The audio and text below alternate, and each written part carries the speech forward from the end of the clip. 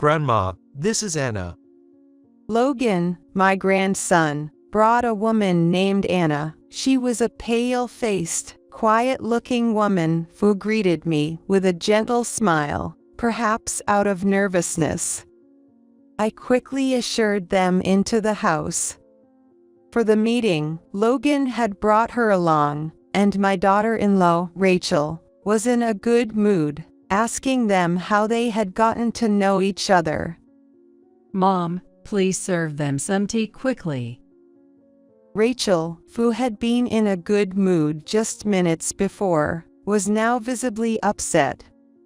The first thing Logan mentioned to his parents was that Anna was pregnant. I was so shocked that I lost my voice. Rachel showed some displeasure at the fact that the two were having a shotgun wedding. We really want to make this work. We may be immature, but please allow us to marry. The two were earnestly seeking marriage approval from his parents. Being the grandmother, I felt it was unnecessary to comment and watched silently, but I was moved by their attitude. However, Rachel made a blatantly displeased face and waved her hand in front of her own face. Shotgun weddings are so tacky. Just because there's a baby doesn't mean you have to marry. Right, Mom? Suddenly addressed, I let out an "what?" as Rachel turned a sarcastic smile towards me. Well, indeed, just because there's a baby doesn't necessarily mean you have to marry. Logan's face fell for a moment. I expected that reaction. But you two are trying to move forward because of the baby. After all, it's something Logan and Anna decided together. It's not something anyone else can oppose. Rachel, shouldn't we be supporting Logan and Anna? Rachel drained her coffee mug in one gulp. Mom, please prepare some more coffee. She handed me the cup, crossed her arms, and sighed. Well, opposing it is probably pointless anyway. So when exactly are you planning the wedding? Oh, we want to do it soon, considering Anna's condition. I see. So for us, it's like finally taking a break from parenting. Rachel said this thoughtfully, then turned to face me in the kitchen. We're going to be living with family from now on, so can our unwanted housekeeper please leave? Excuse me. Rachel's abrupt words left her husband John stunned, and both Logan and Anna were left with their mouths open in surprise. What should I do now? My name is Catherine. I'm a 70-year-old grandma. I live in a 2-generation household with my only son, John, and his wife, Rachel. Although it may seem happy from the outside, I have been feeling down since my husband passed away a few years ago. Rachel, John's wife, is a strong-minded woman who speaks her mind immediately. Our relationship isn't bad, but I often feel being used by her. When Rachel goes out with friends, she expects me to do the laundry and even asks me to drive her to the station. Rachel seems to think that living in a 2-generation household is her way of showing filial piety. Contrary to my desire for a quiet life after my husband's death, I find myself in a complicated situation. Come on, get up now. Rachel's near-screeching voice echoes from the bedroom for Logan and Anna. Oh boy, she seems to be in a bad mood again today. Last night, John worked late, and despite it being a weekend, she woke him up at the usual time to get ready to go out. I tried to speak quietly when I bumped into John in the bathroom. John, are you okay? I'm fine. I got about 5 hours of sleep. John smiled gently at me through the mirror while wiping his face with a towel. I've been worried because John has looked pale recently. Despite my concerns, my husband would reassure me he was fine while working, until one day he suddenly collapsed and passed away. That memory was always in my mind, and if possible, I wished to let him rest on his days off. From afar, I could hear loud footsteps. When Rachel appeared in the bathroom, she frowned and made a clearly displeased expression. How long are you washing your face? Hurry up, I'll be late for my meeting with my friends. Sorry. I'll change right away. John, being timid, quickly left the scene to change his clothes.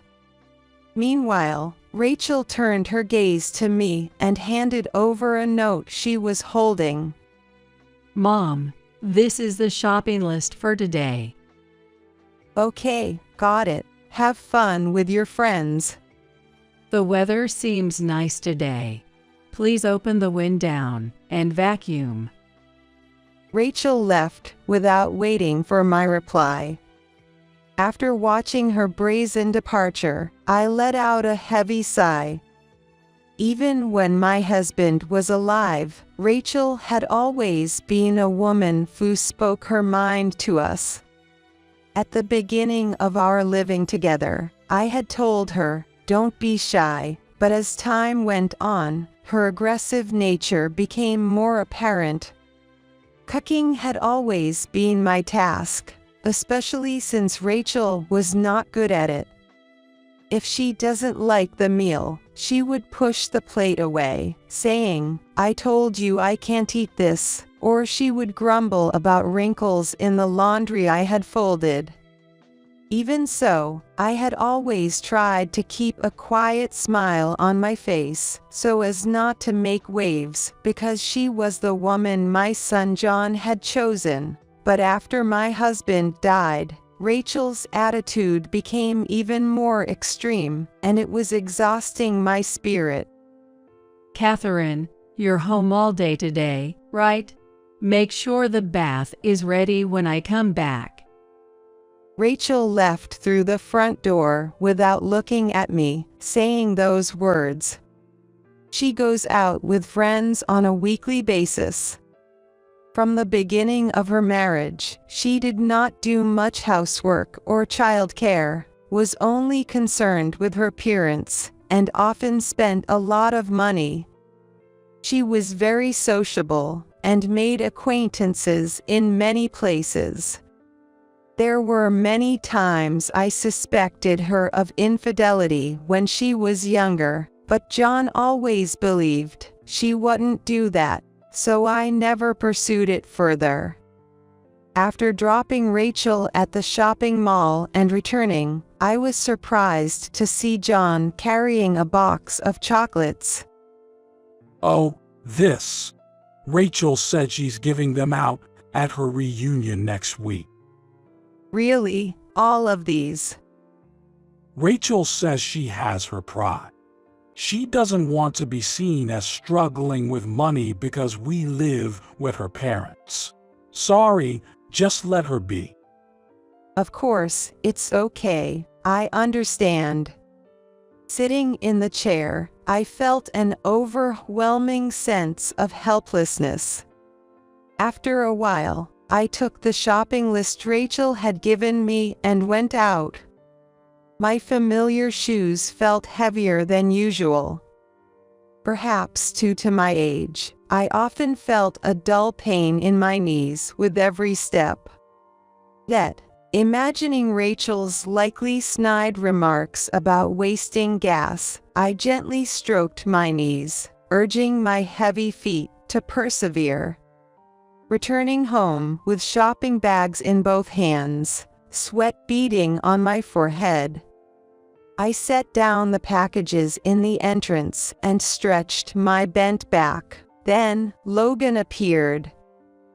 Ah, Grandma, welcome back. I thought you weren't here, so you were shopping. Logan looked at the bags I brought back, pursing his lips slightly. Since Logan, the only son of John and Rachel, started working last spring, we had seen less of each other. Though we lived together, he was probably busy with work, not returning until late at night and leaving early in the morning. Moreover, he would dress up and go out on weekends. It was rare for Logan to be home during the day on a weekend.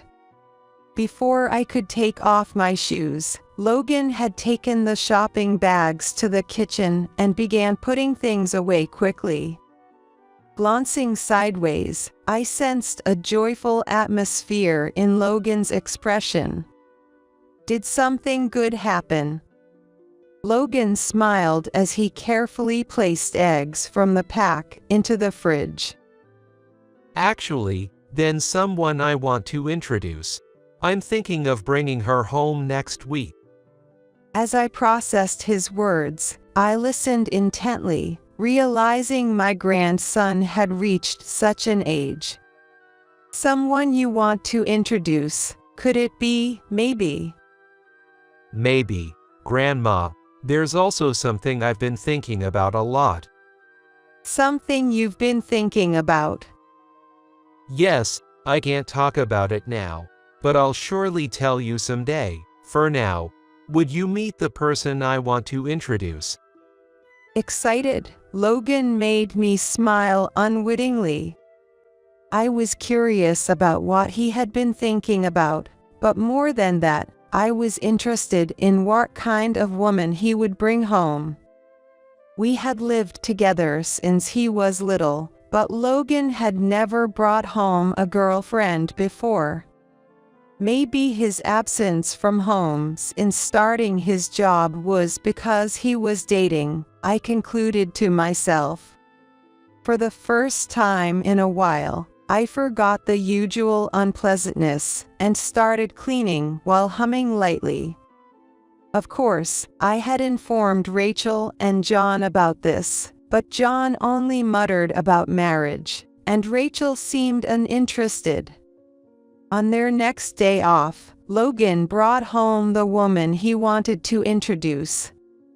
Rachel had asked me to clean up in front of the house, and while I was watering, an unfamiliar car pulled up, which made me a bit wary, but then I relaxed seeing my grandson waving with a smile from the driver's seat.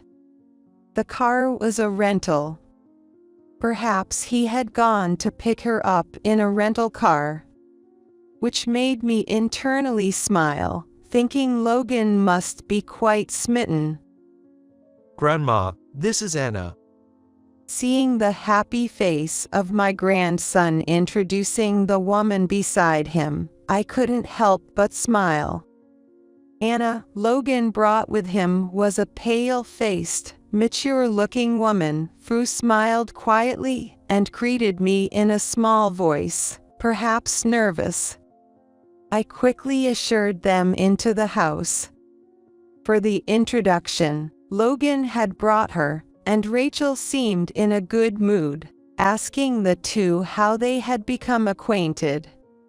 At the table set for 4, Rachel and John sat facing Logan and Anna, while I was in the kitchen preparing tea for everyone.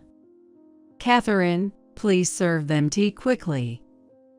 Rachel's mood had turned sour just minutes after being in a good mood. Because Logan had first told his parents that Anna was pregnant. I was so surprised that I was speechless. The pleasant atmosphere from minutes ago froze in an instant, with Logan showing a seriousness I seldom saw in him. Rachel showed some displeasure at the fact they were having a shotgun wedding. We really want to make this work. We may be immature, but please allow us to marry. The two earnestly sought parental approval for their marriage. As a grandmother, I felt it was unnecessary to say anything and watched silently, but I was moved by their positive attitude. Watching Logan pleaded earnestly in front of his parents, I felt tears forming. Of course, we support your marriage. It's better to marry soon for the baby's sake and have a peaceful mind. Thank you, Dad. Logan said with a smile, looking at Anna. Rachel made a blatantly disgusted face, waving her hand in front of her face. Shotgun weddings are so tacky. Can you explain how this happened, Anna? Anna was taken aback by the unexpected question. Well, She mumbled, looking down at the table. Logan quickly put his hand on her shoulder. Times have changed, and this kind of marriage isn't unusual anymore. Besides, we have our farts and are determined to do our best.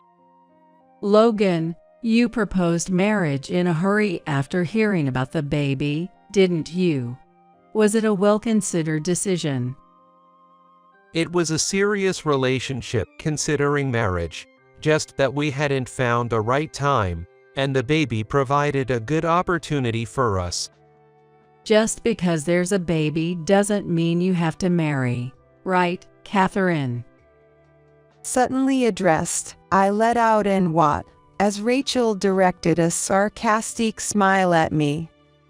I remembered a recent TV feature about single mothers we watched as a family. Indeed, having a baby doesn't necessarily equate to marriage, but I felt that wasn't the point here. Yes, indeed, just because there's a baby doesn't automatically mean marriage. Logan's face fell for a moment. I had anticipated that reaction. So, I organized my thoughts before speaking, something I later wanted to boast to Logan about. But, you two are choosing to move forward because of the baby. Regardless, it's a decision made by Logan and Anna together. It's not something anyone else can oppose. Rachel, shouldn't we just support Logan and his decisions? Everyone present might have thought it was just a careless statement from an old woman, but Rachel just drank her coffee in one gulp. Catherine, please prepare more coffee. After passing the cup, she crossed her arms and sighed. Well, opposing it would be pointless, I guess. So when exactly do you plan to get married? Oh, we want to do it soon, considering Anna's health. I see. So for us, it's like finally stepping back from parenting. Rachel said this thoughtfully, then turned to face me in the kitchen. We're going to live with family from now on. So can our unwanted housekeeper please leave? Excuse me. Now that my son is getting married, we want to live with just our close family. I was taken aback by Rachel's sudden words, and both Logan and Anna were left with their mouths open in surprise. Once Logan's child is born, they will live here for a while. The baby's night crying might bother you, Catherine. No, I'm fine with it. In fact, I want to help if I can. But I see no advantage in living with someone who's likely to need caregiving soon. You're no longer needed. So, can you leave? I felt heartbroken but managed a brave smile, not wanting to worry Logan and his family.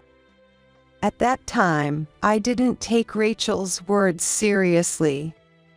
However, day by day, Rachel's efforts to drive me out became more overt, frequently saying, "Please leave soon."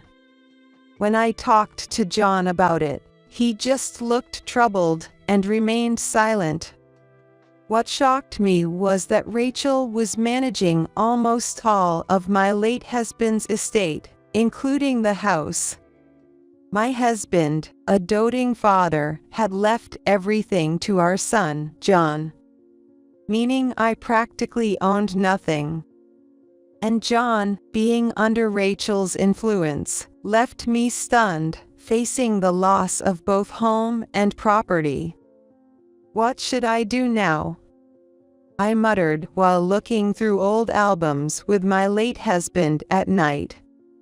He was always gentle and never angry, just a calm person. I wondered if his nature had allowed Rachel to become so domineering, feeling like the root cause lay with both my late husband and myself. Months passed in this oppressive atmosphere, with Rachel's harassment continuing daily. I couldn't leave, enduring everything silently. One day, while I was showering, the water suddenly turned cold. Worried it was broken, it seemed Rachel had turned off the water heater. Thinking she didn't realize I was bathing, I turned it on again, only for it to be promptly turned off. When I asked her not to turn it off while I was bathing, she yelled, "It's a waste of electricity." Then I resorted to washing with the bath water, but soon, Rachel started draining the tub after her use, forcing me to wash in cold water even in winter. I was distraught and spoke to John, who weakly suggested, "Maybe bathe when Rachel is out." I sighed deeply, dismayed by his timidity. Rachel kept telling me, with a sneering laugh, "You should find an apartment and move out soon." I felt helpless against her words.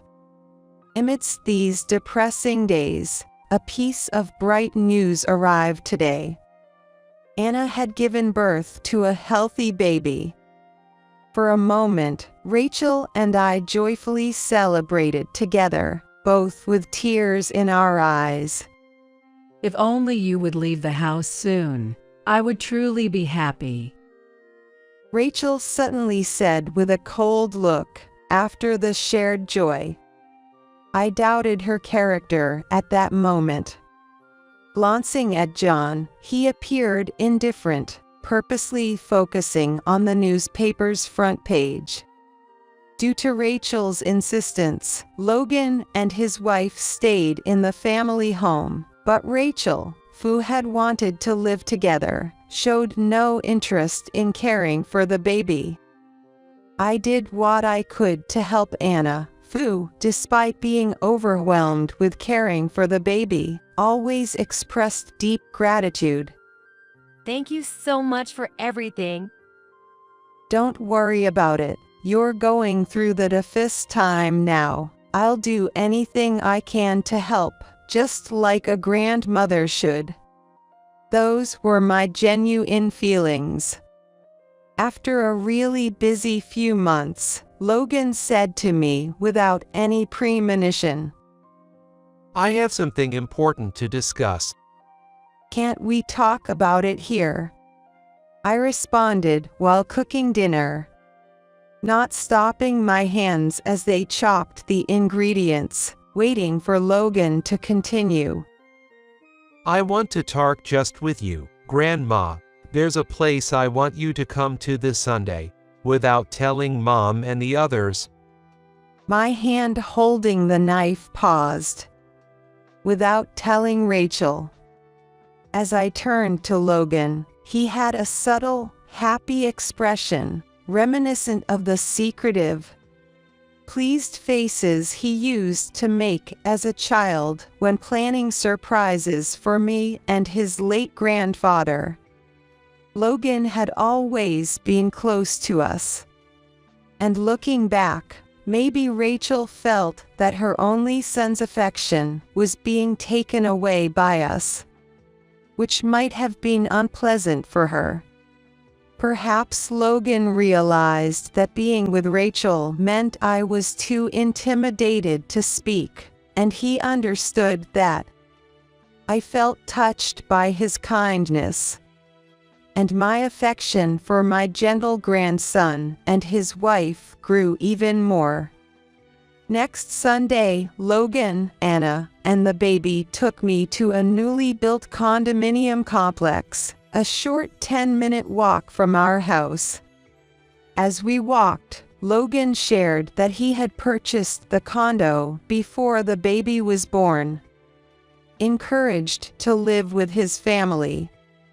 I was astounded by his decisiveness in buying it without consulting Rachel and the others. Sorry to make you walk, Grandma. I need to keep my legs strong. Besides, this distance is nothing for me, I replied, patting my thin legs, though I felt pain in my knees even after just a short walk, deciding not to mention it. In a room of a brand new condo, there is a simple piece of furniture and cardboard boxes in the corner of the room. It seems to be the belongings of Anna, who used to live alone. Logan made coffee in the kitchen as if he was accustomed to the place, while Anna put the baby to sleep in another room. Logan, with a solemn look, started, "You know." I felt the ticking of the clock on the wall resonate unusually loud. Won't you live with us? His sudden proposal startled me. I almost dropped the mug I was holding. Logan looked at me earnestly. Thinking it was a joke, I smiled weakly, but Logan's gaze drifted off distantly. I've always hated the way Mom had been treating you since I was a child. Well, your mother is a bit strong-willed.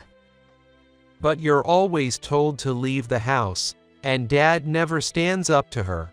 I can't bear to see you treated so poorly by Mom anymore. I thought you were going to say something else, but that's not necessary. Do you remember when I first said I wanted to introduce Anna? I mentioned something I had been thinking about. I recalled him saying something like that. It was a while ago, but it left a strong impression on my memory because of the way Logan said it, with the implication that he was determined to do something upon his marriage. I've been loved and cherished by you and Grandpa since I was little, and I loved you both so much. But I always felt Mom was very rude to you too, and I've wanted to help you ever since I became an adult. Logan, did you really think that way? Leaning forward with resolve, Logan looked intently into my eyes. Let's live together. There's no need for you to suffer alone in that house. Speechless, Anna quietly returned from the other room and sat next to Logan. She had been listening from the next room and looked at me solemnly, understanding the conversation. Logan has shared this with me. If you're okay with it, could you live with us? What a kind offer. I'm truly touched, but I don't want to intrude on the life of a newlywed couple like you. It's not an intrusion. We need your guidance in parenting, and having you live with us would be a great support. And apparently Anna, too, had been harassed by Rachel a lot and had developed a feeling of dislike toward Rachel. She had been taunted about her shotgun marriage and had been yelled at to quiet the baby during nighttime crying fits. When Anna wanted to visit her parents' house after giving birth, Rachel retorted, "So you don't like being with me? I get it," making Anna repeatedly explain herself in frustration. We're asking you, please, can you live with us? Logan and Anna both pleaded at the same time. Silently looking down at their faces, I felt tears streaming down my face. "Thank you." At that moment, no other words came to mind. And so, it was decided that I would live with Logan and his family. Of course, this news would soon reach Rachel's ears. As soon as I agreed to move in, Logan promptly informed Rachel and John. Something I had asked him to do. I was certain Rachel would strongly oppose it. Telling myself this was my final battle, I left Logan and his family at the condo and returned home, opening the front door. Rachel, who had called me into the living room as soon as I got back, started yelling furiously. What's this about, Catherine? You're not seriously considering living with Logan, are you? No, I'm thinking of accepting Logan's kind offer. You can't be serious. Rachel scoffed. Next to her, John frowned, looking troubled. It's absurd to think of moving in with a newlywed couple. It's clear you'd be a burden to Logan. Yes, I was worried about that too, but they both have accepted me. I want to honor their feelings. What are you saying? John, say something. John, who had been silent, looked at Rachel with vacant eyes, seeming completely drained. Rachel, I want a divorce. What? I thought you were talking about something else. I can't take it anymore, this life. Wait. The usually calm John raised his voice, causing Rachel to flinch. He stood up, confronting Rachel with a stern look. I can't continue with you. Your treatment of me is one thing, but what you've done to Mom is unforgivable. What the heck, John? Don't start yelling now. We're talking about Logan living with Mom, right? Mom will live with Logan. That's settled. Now it's about you and me. I can't live with you anymore. Why are you bringing this up all of a sudden? I've tolerated your behavior since Mom had been putting up with it. But if she's moving out to live with Logan, it changes things. It's our issue now. I've wanted to divorce you for a long time, with all your suspicious behavior and alleged affairs since we were young. I didn't do such things. Rachel, unusually unsettled, darted her eyes around. John had always been gentle, but as a child, he was untamable when angered. Rachel probably had never seen John angry. He tended to prepare meticulously to confront someone when angry.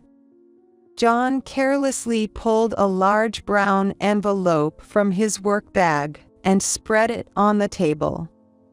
It was an infidelity investigation report from years ago, clearly proving Rachel's affairs without even needing to read the details. Rachel sat down, dumbstruck. John said nothing more and walked to his room. I noticed the living room curtains fluttering. The window was open, and I felt a soft breeze. I wondered if our embarrassing conversation had been overheard by the neighbors, and held my temple. Rachel, I can't say much about you and John, but you two need to have a serious talk. Rachel remained silent, just sitting there. After refusing to divorce, Rachel took it to court, but the infidelity investigation was the final blow, and the divorce was finalized. I heard through the grapevine that Rachel remained aggressive after the divorce, gradually pushing people away and leading a lonely life. By the time the divorce was finalized, I had already been living with Logan and his family for 6 months, helping with the great-grandchild's care and feeling happy every day. Then one day, Grandma, Dad is here. returning from a walk with the great-grandchild, I found John sitting solemnly in the living room. It had been half a year since I had seen my son, and he looked somewhat healthier. After putting the great-grandchild to bed, I smiled at John. "Getting more sleep now that you're divorced?" Thanks to you, I can sleep for 8 hours. John said this with a brightness I hadn't seen before.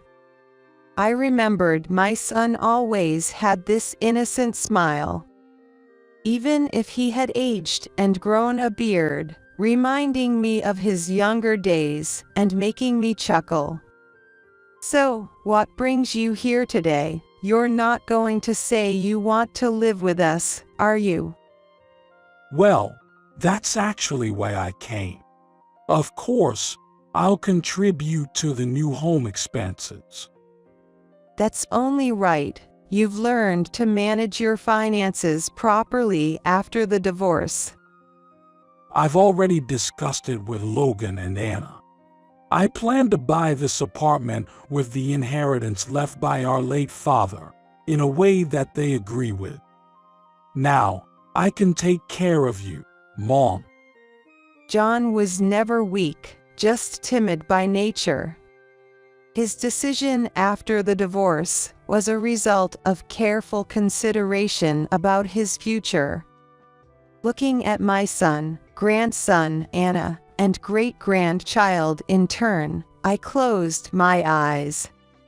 I saw my late husband's image in the back of my eyes, smiling gently as if to say, "Isn't that nice?" What's nice about it? I went through so much trouble. If you had lived longer, I might have been happier. But then I reconsidered. My current happiness was thanks to Logan and Anna, who had wished for it. My gratitude for these two was beyond words. Suddenly, the great-grandchild started crying loudly, and I quickly went to the crib, lifting the child into my arms. After a few gentle rocks, the great-grandchild settled comfortably and fell asleep in my arms.